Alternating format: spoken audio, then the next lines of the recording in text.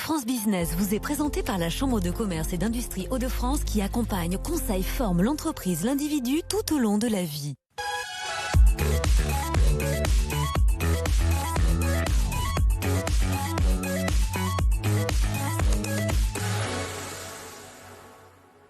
Bonsoir à tous, bienvenue dans votre magazine Hauts-de-France Business, le magazine consacré aux entreprises de la région, et c'est peut-être l'une des success stories nordistes les plus impressionnantes et les plus connues de ces dernières années. Créée en 1999 par Octave Klaba, OVH, qu'on appelle aujourd'hui OVH Cloud, est devenu leader européen de l'hébergement des données, notamment grâce au cloud. Alors pour en parler, nous recevons Caroline Comé-Fregnault, qui est vice-présidente d'OVH France, Benelux, Africa, Middle East. Bonsoir. Bonsoir, merci de m'accueillir. Et avec plaisir, et pour m'accompagner dans cette interview, notre experte Élodie Souris-Lavergne, chef d'édition au Journal des entreprises. Bonsoir Élodie. Bonsoir Vincent, bonsoir Caroline Comé-Fregnault.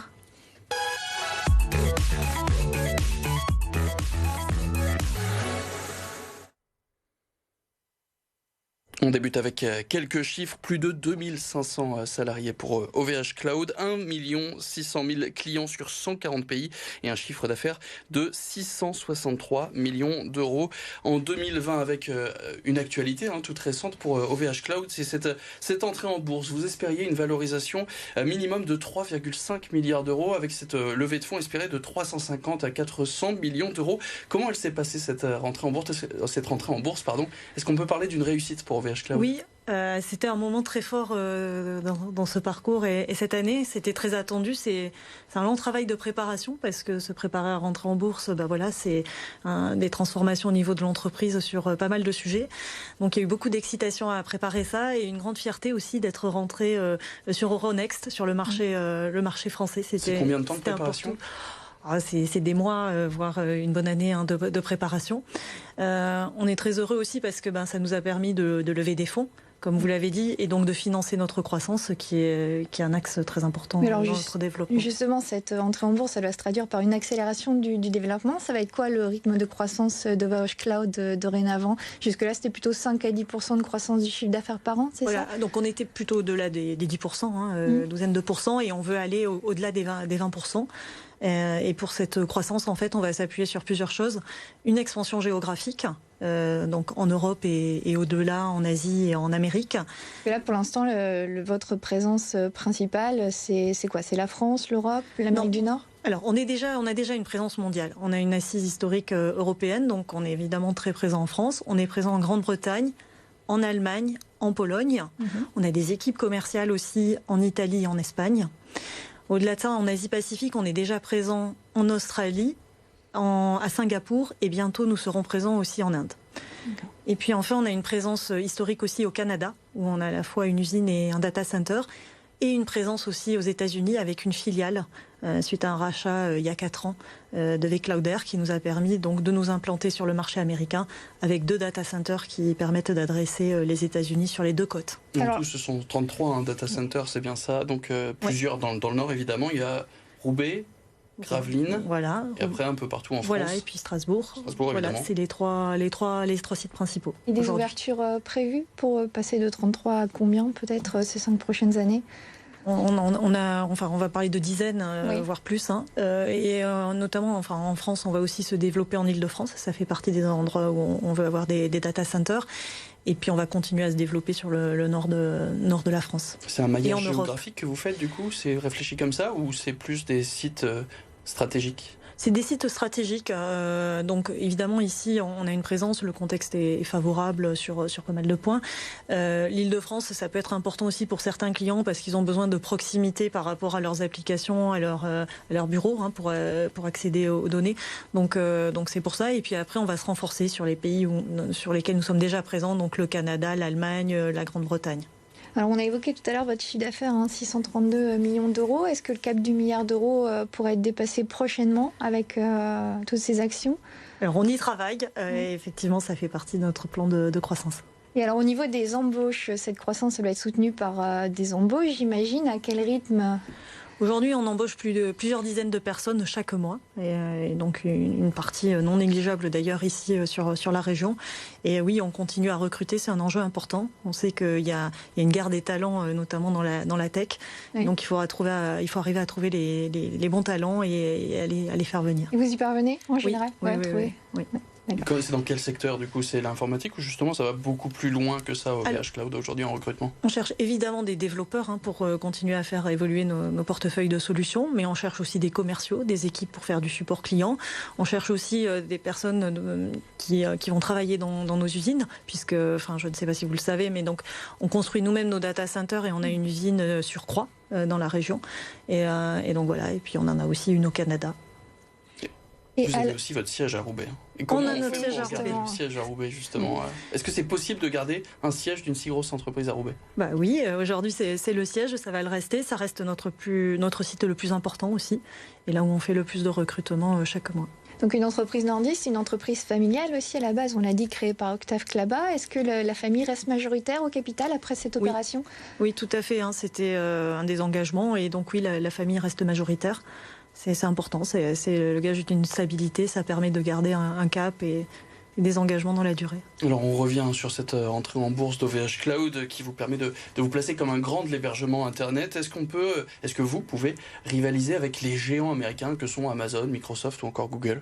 Alors bien sûr, Alors évidemment, ils ont des parts de marché majoritaires, mais on vient apporter quelque chose de différent. On est le leader européen en termes de cloud et on se développe partout dans le monde comme je l'ai indiqué. On veut proposer des solutions différentes. Aujourd'hui, on voit qu'il y a pas mal de sujets sur le positionnement des hyperscalers, c'est comme ça qu'on les appelle, avec le fait qu'on se retrouve pieds et poings liés avec certaines solutions, que c'est très difficile d'en partir, avec des fois des questions autour de l'usage qui peut être fait des données qu'on leur confie.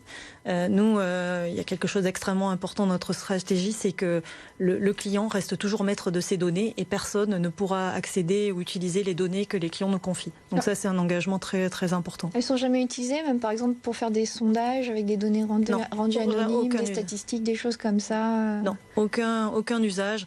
On sait qu'il y a d'autres acteurs qui les utilisent pour améliorer leurs algorithmes d'intelligence artificielle. De notre côté, on n'utilise jamais les données de nos clients. Ça, c'est une différence par rapport aux acteurs américains. Oui, tout à fait. Vous misez au niveau de la souveraineté, justement, vous appuyez sur la notion de souveraineté numérique pour vous développer, que ce soit une souveraineté française ou européenne d'ailleurs. Est-ce que c'est quelque chose qui porte votre développement? Est-ce que ça revient vraiment comme un enjeu fort aujourd'hui? Oui, souvent on entend parler de cloud souverain ou cloud de confiance. C'est vrai qu'aujourd'hui on est reconnu comme tel en France mais aussi en Europe. La souveraineté, ça vient déjà du fait que personne n'aura accès aux données. Notamment, il y a la question des lois extraterritoriales américaines avec tout ce qui est Cloud Act, Patriot Act, mais aussi la loi FISA, qui est une loi de surveillance que tout le monde ne connaît pas forcément et qui donne la possibilité aux autorités américaines d'accéder à des données de citoyens européens. Vous parliez justement d'OVH Cloud qui a plusieurs compétences, notamment la création de ces serveurs. On l'ignorait complètement, mais vous êtes aussi dans le monde des télécoms. Comment ça fonctionne? On peut prendre son abonnement smartphone chez OVH? Alors, pas smartphone. Aujourd'hui, on a deux gammes de solutions principales. Donc, on fournit de la connectivité avec des liaisons DSL ou fibre. Donc, voilà, tout le monde peut commander un accès Internet chez OVH Cloud avec une box fournie par OVH. Et on a des solutions aussi de téléphonie qui s'adressent au grand public, aux professionnels comme les cabinets de santé, voilà, les avocats. Et ce genre de diversification, c'est quelque chose que vous voulez poursuivre ou alors c'est vraiment le cloud qui va porter le reste du développement ou vous réfléchissez à d'autres choses aussi que pourrait faire OVH? Alors aujourd'hui, on a ce portefeuille de solutions télécom, on a le web hosting, les domaines qui sont des solutions que l'on a et que l'on veut faire grandir en faisant évoluer nos offres. En termes de développement et d'accroissement de notre portefeuille, en fait, on investit beaucoup sur le cloud parce qu'on a été énormément sur la partie infrastructure. On veut monter dans les niveaux de services qu'on va pouvoir proposer aux clients finaux. Mais tout en restant quand même sur un métier de cloud provider au sens fournisseur d'infrastructures.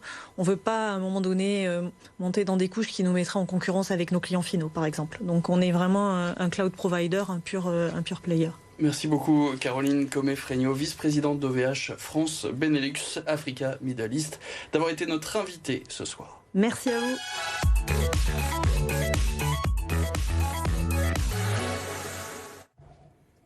C'est le moment de passer à l'actualité du journal des entreprises avec vous, Elodie. Cette semaine, on va parler recharge de véhicules électriques. Oui, la région Hauts-de-France compte un fabricant de bornes de recharge rapide pour les véhicules électriques, l'entreprise DBT, qui est installée près de Douai. Alors, à la faveur des préoccupations environnementales grandissantes, elle accélère son développement avec le lancement d'une filiale baptisée R3. Alors c'est quoi l'activité justement de cette filiale ? Alors R3 va proposer aux entreprises ou aux collectivités qui reçoivent du public de prendre à sa charge l'installation de bornes de recharge rapide sur leur site, sur les parkings par exemple. Donc R3 va financer cette installation et pour se rémunérer, en fait, elle va vendre l'électricité aux consommateurs, donc aux conducteurs. Et donc c'est un beau développement en perspective pour DBT qui emploie 90 salariés dans le Douaisis. Merci beaucoup Caroline Comé-Fregnaud et merci beaucoup Elodie qu'on retrouvera donc la semaine prochaine. Merci à vous. Et demain, ce sera donc votre magazine Emploi. On s'intéressera au secteur du nettoyage. Mais en entreprise, nous recevrons Delphine Poré, responsable chez Agenor. Elle sera donc notre invitée à retrouver dans votre magazine C'est votre emploi.